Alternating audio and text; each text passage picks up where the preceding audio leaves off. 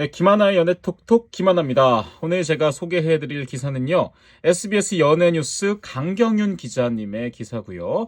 제목, 김건모 성폭행 혐의 완전히 벗었다. 재정신청도 기각이라는 제목의 기사를 또 써주셨습니다. 김건모 님이 이제 성폭행 의혹이 있었죠. 혐의가 있었고 그에 대한 재판이 계속해서 진행 중이었던 걸로 알고 있는데 성폭행 혐의를 완전히 벗었다라는 그런 제목의 기사예요. 자, 기사 소개 좀 해드릴게요.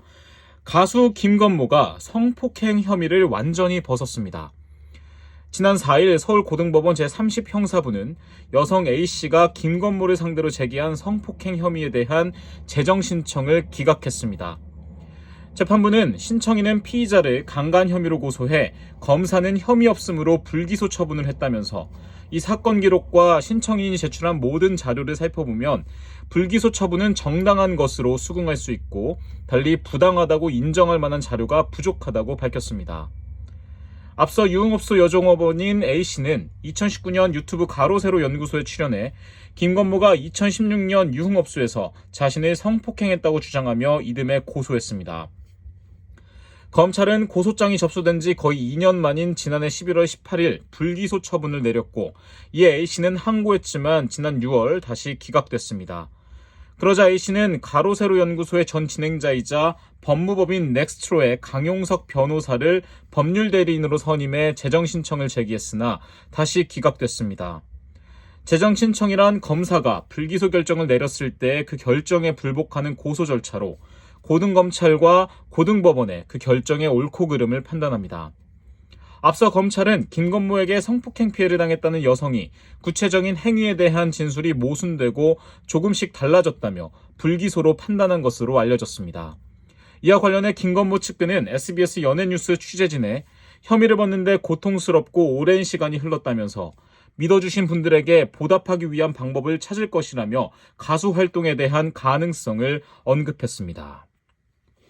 이렇게 해서 이제 재정신청까지 기각이 됐으면은 아무래도 법적으로 좀 혐의가 이제 완전히 벗어났다라고 좀 판단을 할 수 있을 것 같은데요.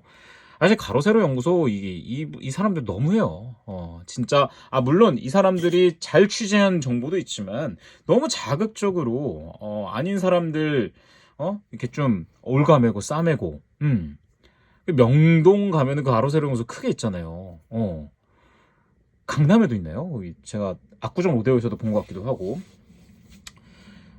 너무 좀 자극적으로 한쪽 말만 듣고서 그쪽만 너무 집요하게 파는 좀 그런 측면이 있는 것 같아서 참 중립기어의 소중함을 뭔지 좀 아셨으면 하는 바람이고 사실 그리고 뭐 저는 옛날부터 김건모 씨를 되게 좋아했거든요. 또 그 세대니까 오늘도 하면서 막 난 널 사랑했던 만큼 난 내 친구를 믿었기에 땅딸만한 키에서 나오는 쏟아져내는 에너지 너무나 좋아했는데 사실 뭐 유흥업소를 또 가시고 참 그런 부분 사실 이게 또 성폭행했다고 주장을 했다라는 얘기는 또 어떤 또 관계가 있었을 수도 있다라는 얘기고 조금 더 깨끗하게 놓으시면 좋지 않을까 그런 생각을 좀 해보면서 어쨌든 김건모 씨의 팬으로서 성폭행 혐의를 완전히 벗은 거 축하드리고 앞으로도